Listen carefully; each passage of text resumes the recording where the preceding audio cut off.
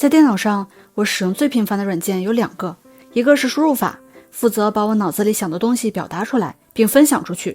另一个是截图软件，负责把我看到的画面保存下来，让别人也能看到。这2个软件的好用与否，直接决定电脑的使用体验。各家的输入法其实区别不算特别大，不管是 Windows 还是 Mac， 自带的输入法就已经很好用了，但不同的截图软件之间功能只能用天差地别来形容。以我目前在用的 Win11 来说，自带的截图可以使用 Win 加 Shift 加 S 来打开，但它的使用体验只能用既简陋又复杂来形容。把它打开之后，你只能就这么框一下，窗口就消失了，然后右下角会提示截图已经保存到本地。先不谈为什么会直接保存到本地的问题，如果这时我想要编辑图片，也得趁这个弹窗没消失，赶快点下面的标记和共享。打开之后能编辑的选项也不多，这个操作逻辑我个人是不喜欢的，所以我一般都会自己单独安装一个更好用的第三方截图软件，而第三方软件选择就比较多了。大家好，我是旋律99，今天给大家分享一下在电脑上我认为比较好用的截图软件。目前我个人推荐的截图工具一共有5个 ：Snapest、Pixpin、Faststone Capture、QQ 和钉钉。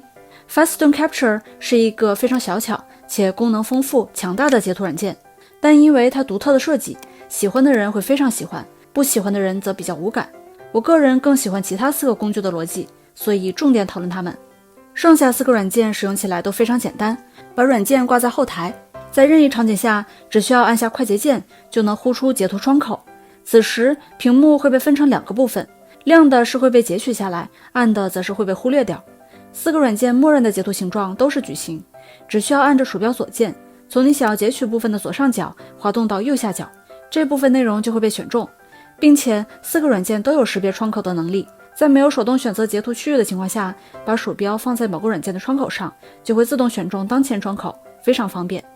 由于打磨的比较久， Snapest 和 Pixpin 在这方面要更进一步，不只支持窗口识别，还支持 UI 元素识别。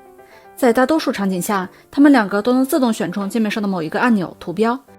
选好要截取的范围之后，4个软件均支持2次调整边界的大小，其中 Pixpin 和 QQ 还可以在上方设置圆角。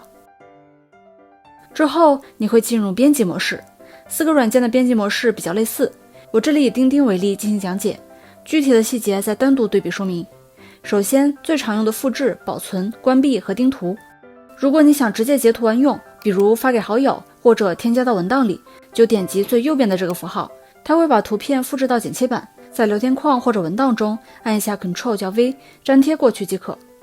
再往左，这个箭头符号是保存，点击之后选一下文件位置，图片就会被保存到本地。这个像钉子一样的符号叫做钉图，我认为这是当代截图软件必须要有的功能，也是我推荐这4个软件最重要的原因。它的功能非常简单，就是把当前选取的图片钉在屏幕上，始终悬浮在最上层，就相当于是便利贴的软件版。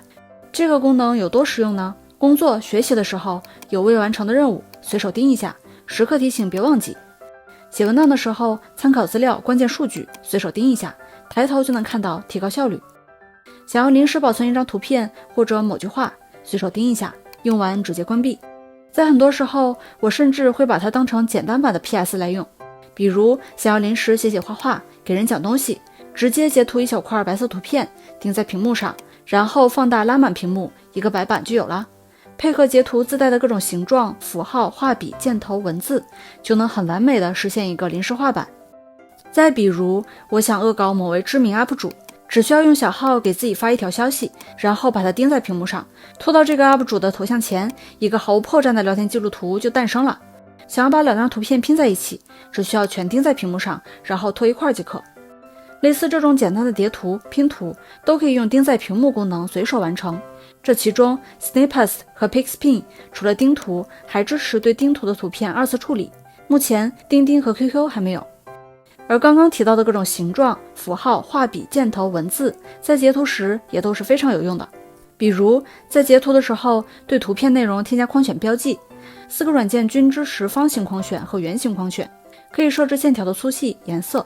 框选完之后，鼠标点击选择刚刚画的框，可以对位置、粗细、颜色进行2次调整。除了用形状进行框选，它们也都支持添加箭头。钉钉、Snapest 和 Pixpin 均提供了多种箭头样式 ，QQ 目前只有一种。箭头同样可以调整颜色和位置，且支持2次修改。不管是框选还是箭头，在视觉上均是起到强调和引起注意的作用，工作中会经常用到。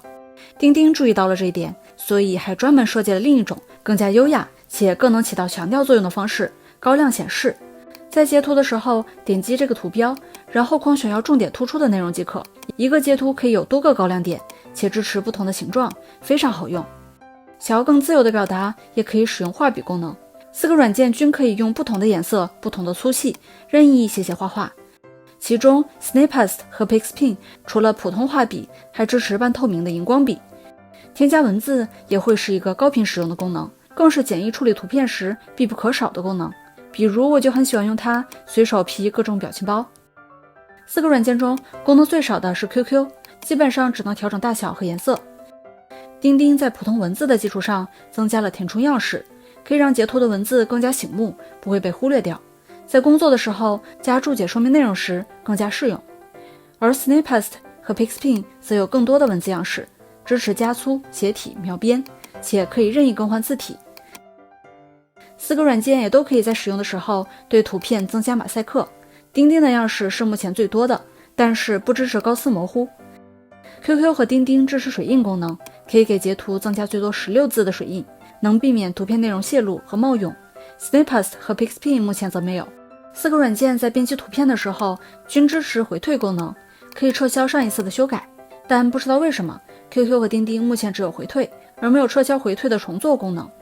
最后是我认为非常重要的2个功能， OCR 文字识别和长截图，也是我建议所有 Snapest 用户更换截图软件的原因。Snapest 的作者在8年前就把 OCR 功能加入了待办列表，可惜8年过去了，它还是没有。在剩下3个软件中，钉钉文字识别逻辑是我认为最合理的，只需要点击一下文字识别，旁边就会自动提取文字，用户可以随意复制。Pixpin 的逻辑稍微有一点点奇怪，它只能在截图时按下 Shift 加 C 复制下来图片中的所有文字，或者先把图片钉在屏幕上，然后再选择。长截图功能可以采用滚动的方式截取超出屏幕或者软件窗口的内容。钉钉采用了自动滚动的方式， Pixpin 和 QQ 则需要手动向下滑。目前钉钉 Mac 版本的长截图还未上线，预计下个版本会进行更新。除了截图，钉钉截图还有一个独家功能录屏，我个人感觉这个功能还是非常有用的，因为我不止一次遇到过同事想要录屏对产品进行讲解，但系统自带录屏不会用，第三方软件找不到，最后拉我过去帮忙的情况。以后只需要来一句你去用钉钉就可以了。最后简单总结一下，在这些截图软件里 Snapest 是我目前非常不推荐的，即使我曾经非常喜欢它。 QQ 的截图基本上够用，但是要看你平时会不会用 QQ， 我个人目前用的比较少。 Pixpin 和钉钉是我感觉目前功能比较全，使用体验比较好的。 Pixpin 打磨更久，各种小功能和细节要更加丰富，但钉钉更匹配大家工作和学习时的需求，在这些场景则更胜一筹，日常使用也能完全满足需求，算是最好用的免费截图软件之一了。同时也希望钉钉开发组更努力一点，把钉图2次编辑、翻译等功能加上，早日做到完美。以上就是本期视频的全部内容，我是雪莉99，我们下期再见吧。